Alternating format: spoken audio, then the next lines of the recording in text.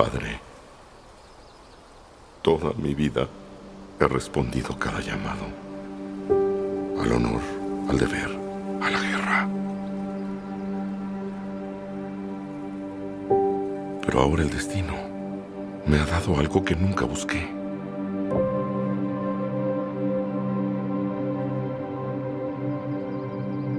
Una niña.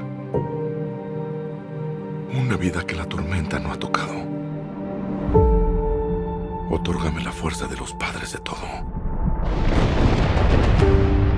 para poder combatir una vez más, derrotar a un último enemigo y regresar a casa con ella. En vez de un guerrero, seré un padre amoroso.